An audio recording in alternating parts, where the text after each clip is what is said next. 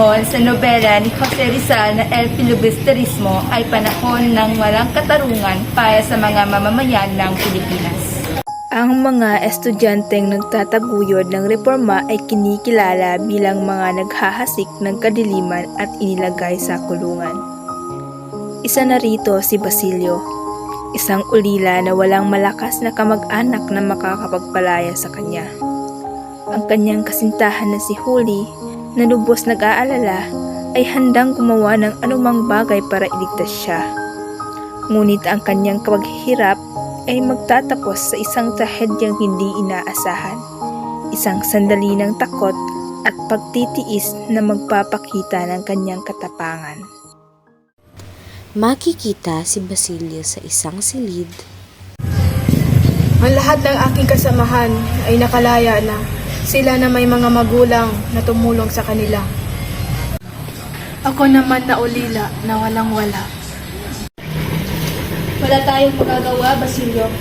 Ang utos ay galing sa itaas. Kung wala kang salapi pampiyansa, mananatili ka rito. Makikitang umalis ang Guardia Sibil. Nakita ni Basilio si Huli na paparating Mahal ko, na nagmamadali. ako'y naririto na. Huli! Bakit ka naririto? Bawal ka dito, baka mapahamak ka dahil sa akin. Hindi ako alis, Basilio. Gagawin ko ang lahat para makalaya ka. Aking ipaglalaban hanggang sa huli. Habang umiiyak ang dalawang magkasintahan, nakita sila ng Guardia Civil. Halika dito! Bawal ka dito! Umalis si Huli mula sa kulungan at pinuntahan si Hermana Bali para humingi ng tulong. Si Hermana Bali ay makikitang nakatayo sa kanyang balkonahe na tila bang may hinihintay. Si Huli ay dumating na may lungkot sa kanyang mga mata. Si Huli ay Tulungan niyo napaluhod. po ako, parang awa niyo na po. Tulungan niyo po. Ikaw na lang ang tanging aking pag-asa. Wala akong pera pampiyansa kay Basilio. Ano ang aking gagawin? Oh, Huli. May isa pang paraan. Si Padre Camora ay ang pastor ng bayan. May malakas siyang impluensya sa mga opisyal ng pulisya at hukuman. Kung sa kanya kahihingin ang tulong, ay baka bukas na bukas din at sa isang iglap lang ay mapalaya na kaagad si Basilio. Ano? Si Padre Camora? May narinig ako tungkol sa kanya. Masama ang kanyang ugali sa mga kababaihan. Huwag kang matakot, anak. Siya na lang ang tanging makakatulong sa akin ngayon. Lakasan mo lang ang iyong loob. Bukas na bukas din, magpunta ka sa kanyang kumbento. Magdamit ka ng maayos at maging mahimbing. At siguraduhin mo rin, huwag kang magpapadala sa kanyang mga masasakit na salita. Sige po, Hermana Bali. Gagawin ko po ang lahat para kay Basilio. Kahit po ako'y takot, gagawin ko po ito. Ika'y mag-iingat, Huli. Sige po, Hermana Bali. Kinabukasan, sumunod si Huli sa payo ni Hermana Bali. Nakasuot siya ng kanyang pinakamagandang damit. Ngunit ang kanyang puso ay tumitibok ng mabilis sa takot. Pumunta siya sa kumbento ni Padre Camora. May pag-asa na tulungan siya. Ngunit ang kumbento na dapat na maging lugar ng kalinga ay magiging lugar ng kanyang pinakamalaking takot. Ang hangin ay tahimik at nakakatakot. Magandang araw po, Padre Camora. Ako'y naririto na. Si Huli, ang magandang anak ng Kabesang Talos. Halika't samahan mo ako rito. Lumapit ka sa akin. Padre Camora, humihingi po ako ng tulong. Ang aking kasintahan na si Basilio ay nakakulong dahil sa sedisyon. At siya na lang ang naiwan at walang makakapagbayad sa kanyang piyansa. Maaari ninyo po ba siyang tulungan para siya ay makalaya? Tutulungan kita, Huli. Ngunit may kapalit. Alam mo ba na ang aking tulong ay hindi libre? Ikaw ay napakaganda. Ang iyong mga mata ay napakaganda.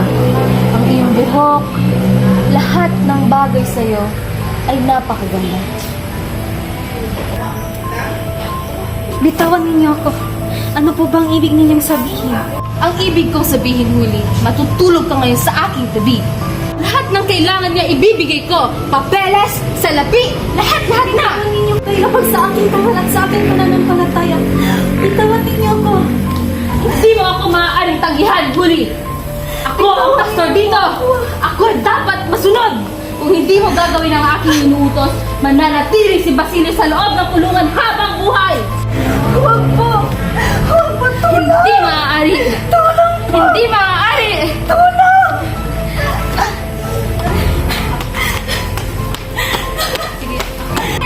Hindi ka makakatakas sa akin, Huli!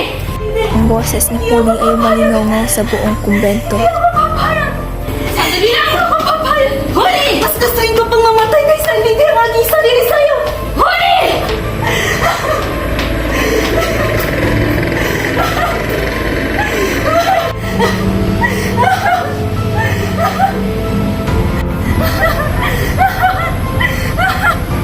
Nakita ni Kaisko si Huli. Huli! Anong nangyayari sa'yo? Ngunit huli na ang lahat.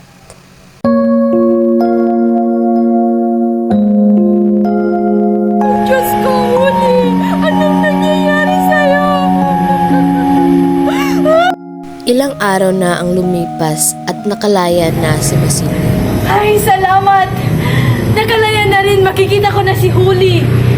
Nang makalaya si Basilio, nakita niya kaagad si Kaisko. Si Kaisko na may lungkot sa kanyang mga mata. Nakalaya na ako, asan si Huli? Gusto kong sabihin sa kanya ang magandang balita. Kaisko, bakit tila ba'y ikay malungkot? Anong nangyayari? Asan si Huli?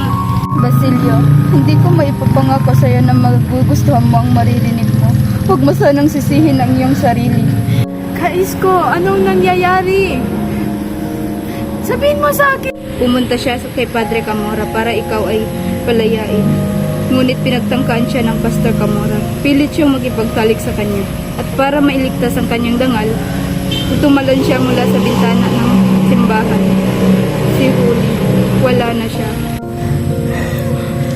Hindi totoo! Hindi totoo! Asan si Huli? Bakit Huli? Bakit ako ang niligtas mo? Asan si Huli? Ginawa niya ito para sa iyo, Basilio. Para ipakita ang kanyang dangal ay higit pa sa anumang bagay. Kahit pa sa kanyang... Iyon ang kwento ni Huli. Isang babae na nagtanggol ng kanyang dangal hanggang sa huli. Ang kanyang pag-ibig kay Basilio ay nagpapakita ng kanyang tapang. Ngunit ang kawalang katarungan ng panahon at ang kasakiman ng mga makapangyarihan ay nagdulot ng kanyang trahedyang kamatayan.